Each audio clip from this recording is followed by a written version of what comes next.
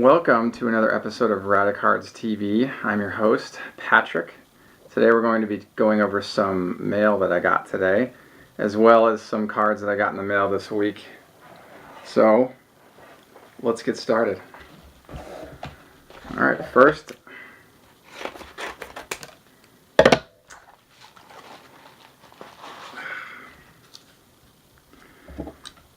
so every year what I try to do is collect one rainbow at least of a product.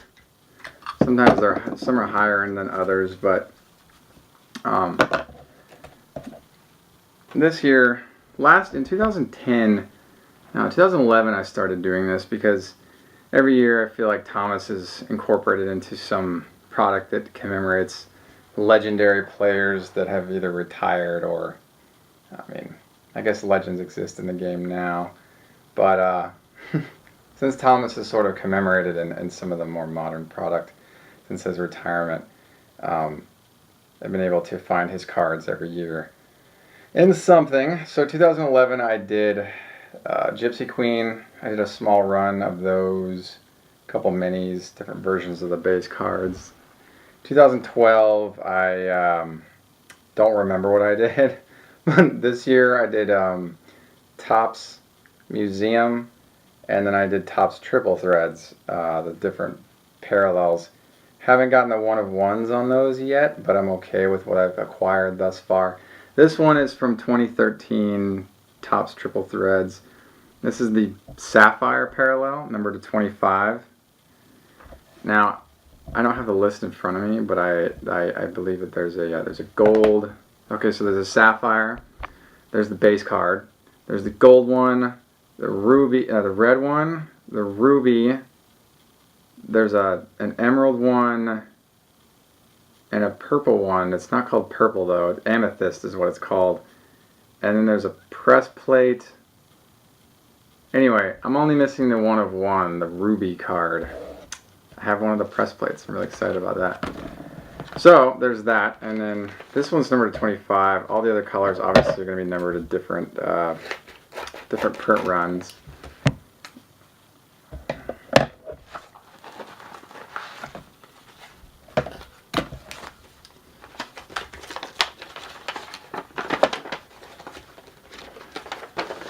All right.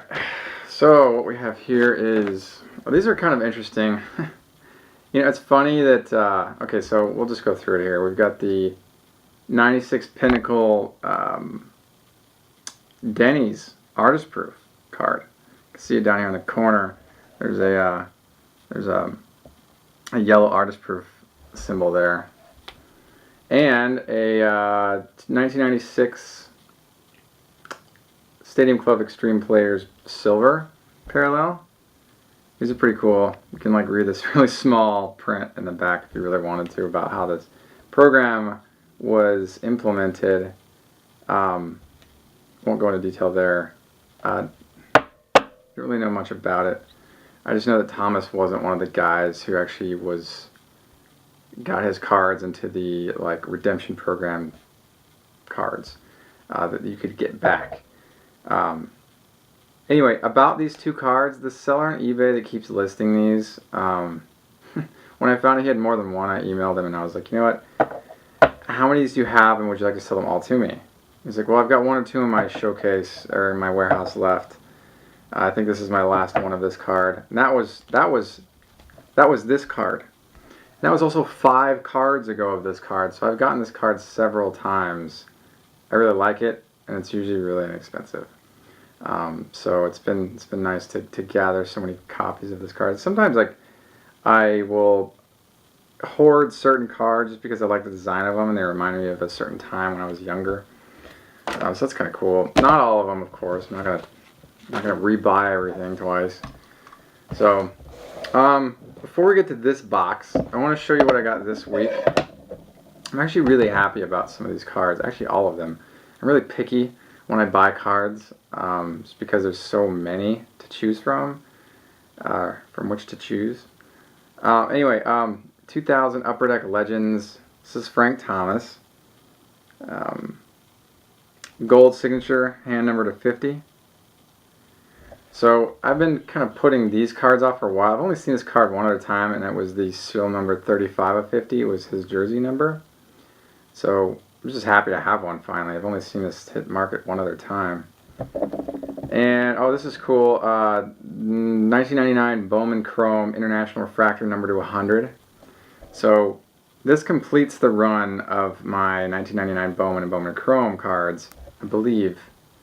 I'd have to pull out my checklist, actually. I've been looking for this card for a while, and it's pretty rare. There's a Bowman Chrome Gold Refractor. It has his name in gold. See how here it's got his name in black there on your right. Well, there's a gold one with a refractor number to 25. I picked that up in, gosh, I guess 2011 now. It's been a while, but those are really, they don't come up often. Really glad that I got this card. I've been looking for it for a while. I had seen one other Thomas collector I know it has one of these. These are really beautiful cards.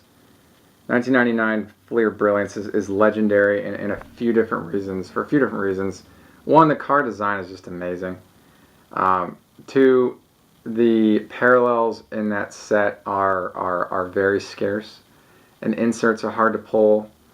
I believe that this particular card, the Rising, this is the Shining Stars, which was one of, I believe, 40 packs, if I can recall correctly. And this is the Pulsar's version of it, which is one of 400 packs. It has like a refractor finish on it. I'm not sure with the light there if you can see that. But what's really cool about this card is also the back is refractored. Kind of something that 1997 Finest did. They had the backs of the cards were also refractored. I really like that a lot. So that particular design has been, or that particular concept has been redone a couple times in the hobby. I like that it's scarce. I mean, it's very, very difficult to come by. I couldn't hit the bin fast enough on that card. Bin is buy it now on eBay, for the record. This is a 1993 Pacific Frank Thomas, number 77. But this one is a show stamp card. It's got the emboss down here. This one, I have two other versions of this card with the emboss. This one's Toronto Fall Expo 97. So basically at the National or in a conference, an expo that Pacific had a presence at was an opportunity for them to stamp some of their cards, you know, to sort of facilitate market awareness of their product. At least that's my understanding. So these are really cool. They're hard to see, but if you like twist them and manipulate them toward the light source, you can see the embossed coming up out of the card there. This is, well, I don't really do the Broder thing, but at the right price, I pick them up for whatever I don't have. This one is, Broders are unlicensed baseball cards. A lot of them were released between like, I don't know, late 80s, early 90s. Well, this one's from Sports Stars USA. The very kitschy looking design here with the prismatic border and the facsimile signature. Great portrait shot of Frank Thomas though. Early shot, I'd say. I want to say 91, 92, probably closer to 92. But that'll be nice to add to the collection. Sort of been eyeing it on the bay for a while, but didn't like the price point. I think it was like $3.50 with $2.99 shipping. I'm like, I don't want to pay $6 for this card. So luckily this was actually purchased as an add-on to this. Same seller. I just figured why not just pull the trigger on this guy since I can get cheap shipping rates for it. So this one I have already, but again I can have a double or a triple or however many I have of this card. The 1995, I believe it's 95, so I'm fine. Yeah, 95 Sportflix Artist Proof. Love the design here. Great concept that Sportflix did back in the 90s. Also an 80s thing. I believe even a 70s thing when Kellogg's did it. You know, guys like Eddie Murray and Jim Palmer and Pete Rose and even Nolan Ryan were in those sets back in the day. Funny thing is about those cards though is that they were like a different dimension. They were almost like maybe a little bit bigger than the Allen & Ginter Minis, which I believe is about 1 inch by 2.5 inches. Don't quote me on that. I can't back that up. I don't have a measuring tape right now or a card to measure that at this moment. But anyway, they came out smaller, so they actually, because of the technology that they were sort of this like sport flixy kind of such a 90s thing. What do you even call that? I don't even know. Well, anyway, they came out smaller and they were like bent.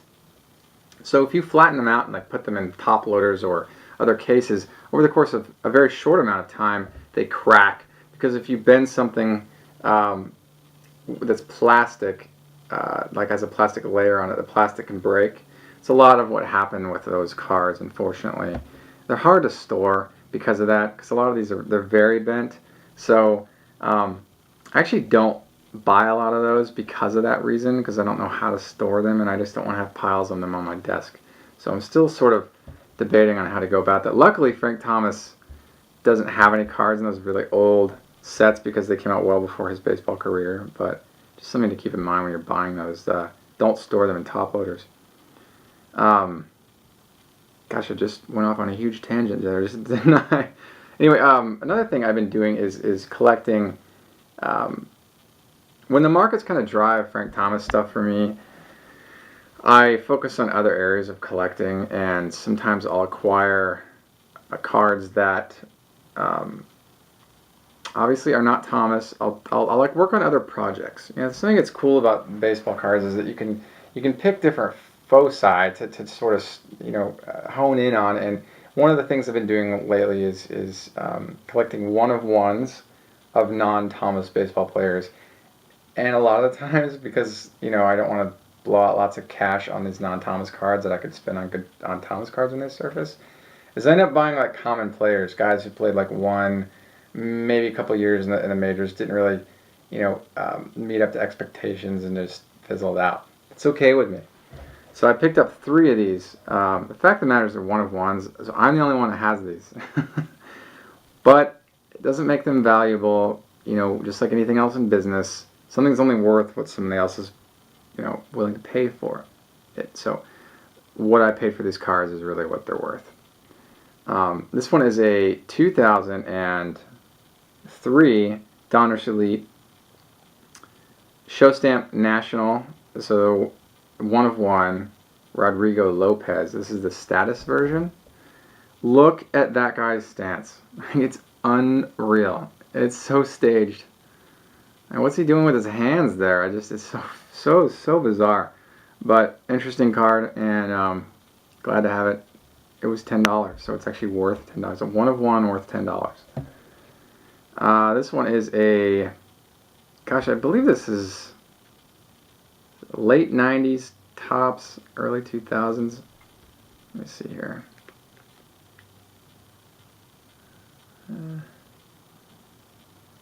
97 tops, Jason Schmidt, Special Olympics Nevada one-of-one.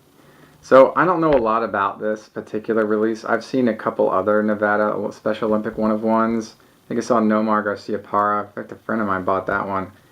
And Amaglia Ordonez that was surfaced a couple years ago. I don't know if that was purchased or it went unpurchased. I don't quite know. But I bought this one because it's a very peculiar, just very strange release. I gotta look more into it, but it's a one-of-one, so add it to that collection.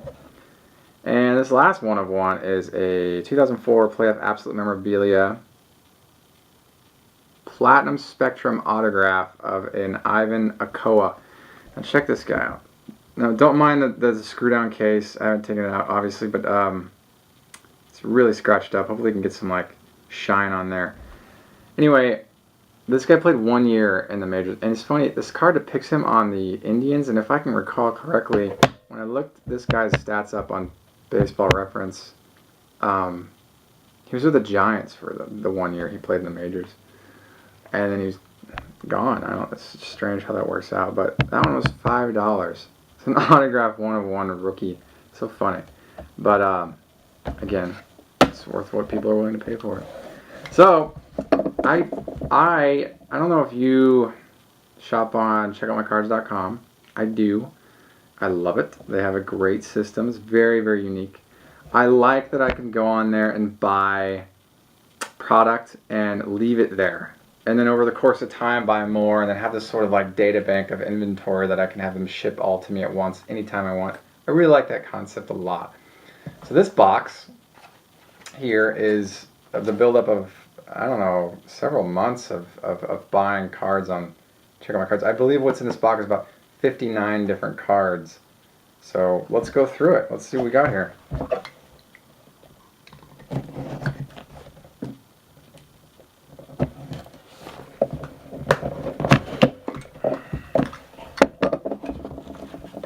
Receipt. This receipt is like multi-pages long. Yeah, it's quite a few.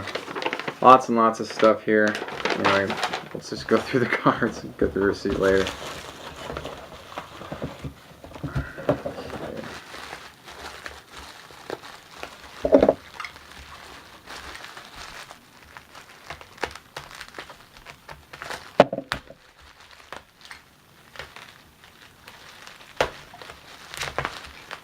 Alright.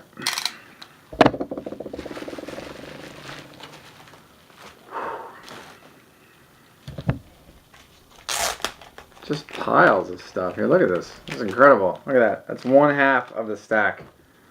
So we got one half of the batch here. And then there's this one.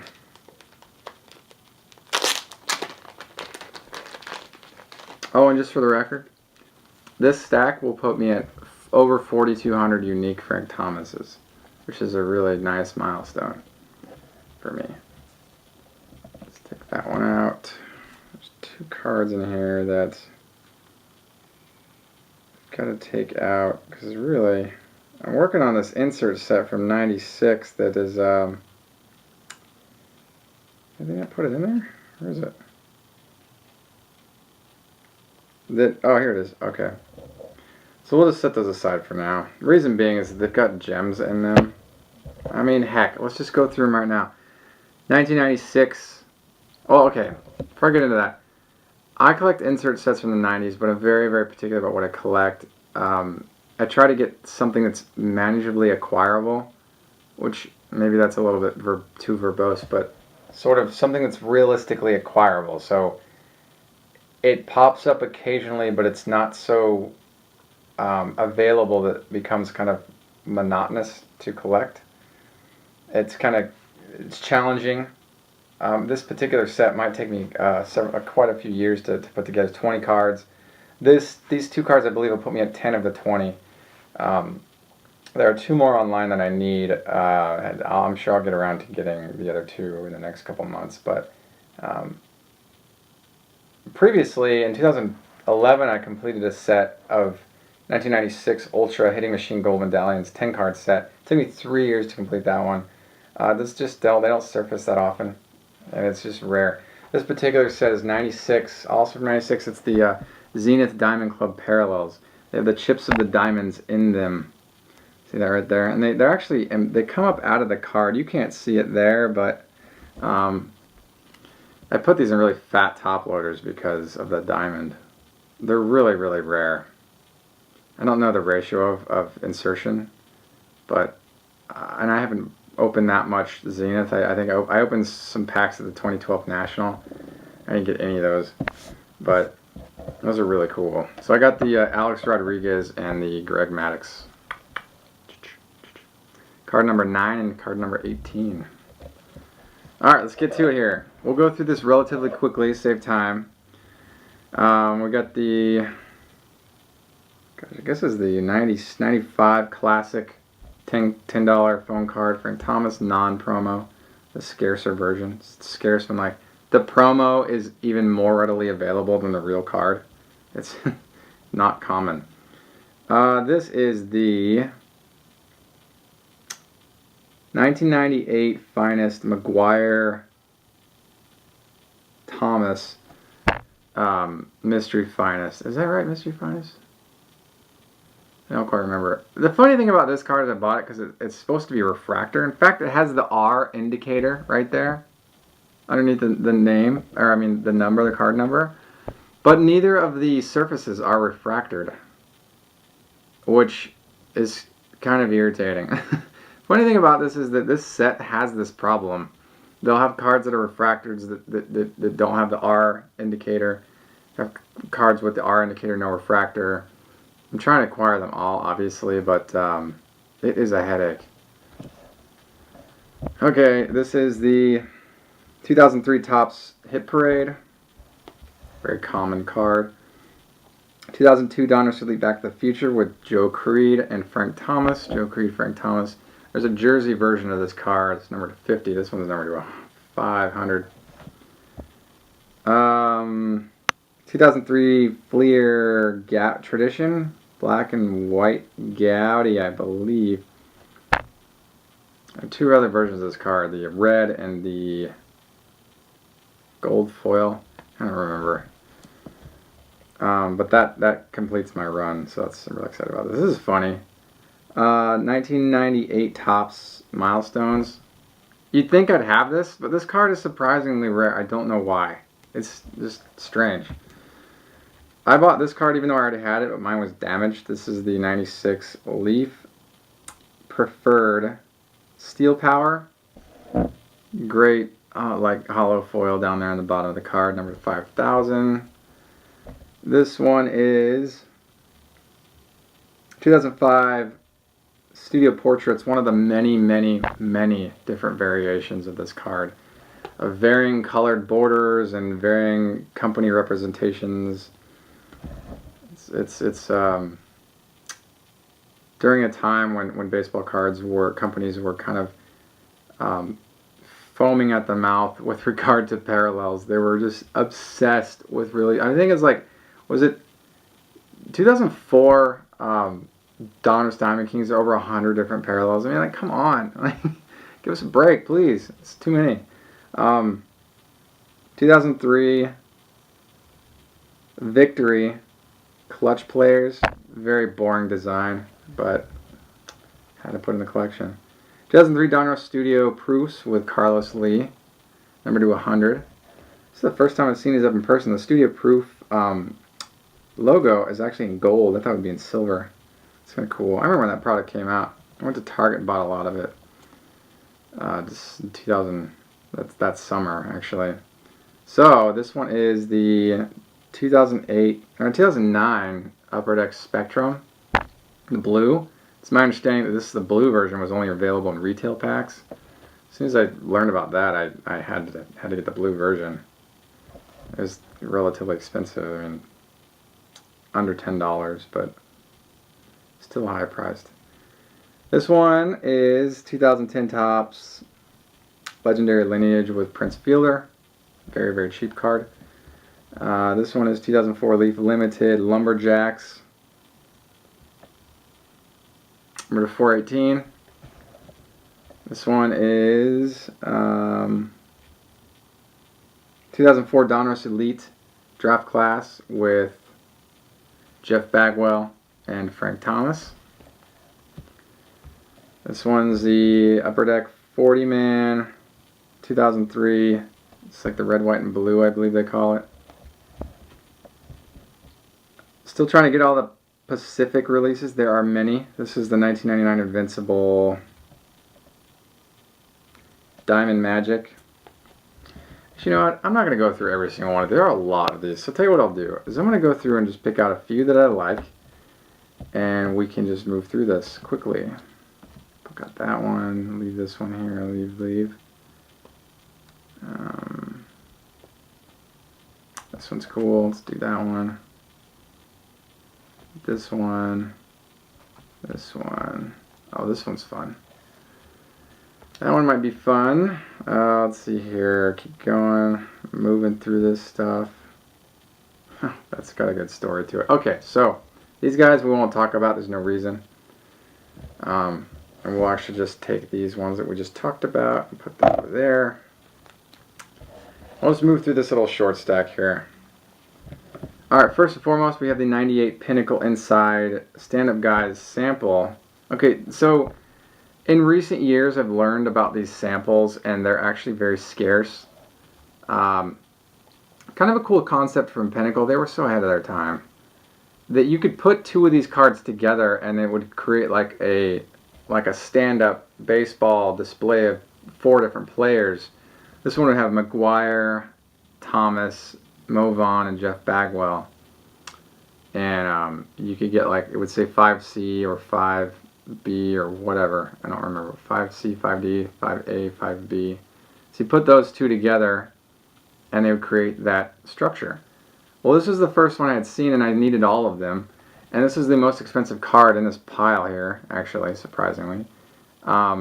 Right after I bought this, the day after I bought this, I found a guy online that had all the other ones I wanted, so I negotiated a price for everything else I needed. So en route, I've got the rest of these. It's really cool. This is 1991 Cracker Jack. It's a fork panel. I don't really know how these were released. I have no idea how these fit into Cracker Jack boxes. Maybe they put them to the side. I really don't know. It's just one of those releases I'm not quite sure about, but it's got Thomas on the lower right hand corner, so quadrant, if you will. It's something I've been looking at for a while. It's just one of the pre-97 cards that I needed. Aurora 2000 Styrotex in the shape of a batting helmet. Interesting. Very interesting. I'm actually really glad that they have one side of this helmet that is flat. It's going to make it really easy to store in a top loader. Number to 299. Funny, when this card, when I got this on COMC, I paid like maybe $9. Well, like that day, one sold on eBay for almost $20. I'm just like, dude, why would you why would you go to eBay and sit on that when you can just go to COMC and see if they have it for maybe cheaper? I mean, I love eBay. I go back and forth. Those are my two favorite places to go. But I just thought it was funny that the same day I buy this one is the same day that one sells. In fact, the reason why I bought mine from COMC is because I was watching the other one, and once it reached a certain point, I was like, well, if it goes past the COMC price tag, I'm just going to go to COMC and get that one. Of course it did. It just kept going up and up and up. It's kind of funny. Pacific Invincible. This one is the... I don't know. It's that card. I could look at my checklist and identify it for you, I really could, but I need it and now I have it. Cool. This is Pacific Revolution Showstoppers from 1998. This card looks a lot like the other card, the base card in the set. But it says Showstoppers at the bottom instead of White Sox. Okay, this is the 2002 Flair. What is it? Gold. Flair collection number to 175. Now I bought this card. It's actually, see, it's gold here. Well, the base card is actually like a bronze. So I bought this card about a month ago with the assumption that it had the serial number on the back, and when I got it in hand, it did not. So I was chasing the one that did, which is what you have here. You can see it there on the back. So I was glad to have both of those. It's so weird. Sometimes you buy cards that don't have the serial numbers on them, and then you don't know, like, if they're harder to find or what. But it's funny that I have a card that's a 1 of 1. It's stamped 1 of 1 on the back of the card. Classic clippings from 05 Fleer, I think it is. Well, anyway, I already had a card in my collection that was that exact. It was the first edition or final edition or something. And the one that I had in my collection previous to me buying the 1 of 1 did not have the serial number on it. So I just to assume that the Fleer made an additional copy for maybe archival sake or some other reason. So I was like, great, I have 2. Maybe they're both 1 of 1s. I obviously know that the 1 of 1 is a 1 of 1 once it indicates as such. So I was like, great, now I have another one. And then, like later last month, I found another one without the serial number on it. So I bought that one as well. Maybe there are more of the non-stamped 1 of 1s out there than the 2 that I have. I don't quite know. This one is 2005 Playoffs Absolute Memorabilia. This is the Spectrum version, number to 50. You know, for card number to 50 in 2005, it's pretty cheap. Card number to 50 in 98 is really expensive. It's all about insertion ratios. See, if you put this card up against, you know, printing output numbers of, say, like late 80s, early 90s product, where we're talking in the billions of cards, a card number to 50 is next to impossible to find. Now, a card number to 50 with production output ratios of, say, maybe, I don't know, a limited production run of a few 100,000, maybe less, then a card number to 50 becomes easier to acquire. So market demand is weaker. But nonetheless, a great design, even if it was less than $10 for card number to 50. I have this card, as do I have this next one, but having doubles of this card and the next one are actually okay with me. This is 96 Select Certified Red, numbered card 135. There are many versions of this card. There's a mirror gold version of this card that I know exists because I've seen a friend of mine has one of these, but I've never seen it at auction, and I still need it. In fact, the certified blue version of that card, send me a message if you find that card. It's been a real problem for me to locate that card.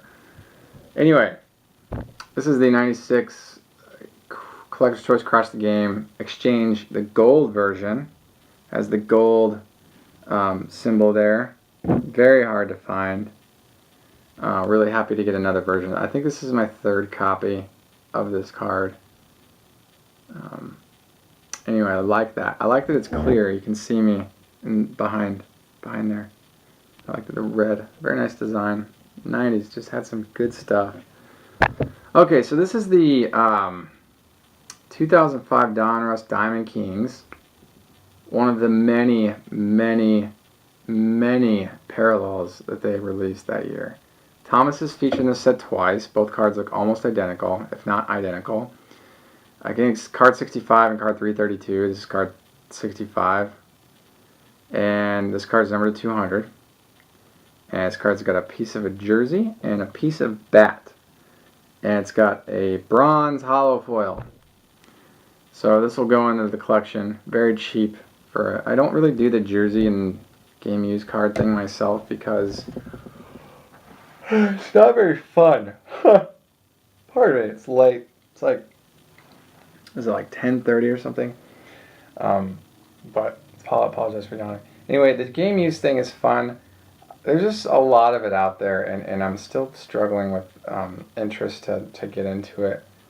I think what I like so much about the 90s product is that they really put a lot of thought into the technology that they use to promote baseball cards.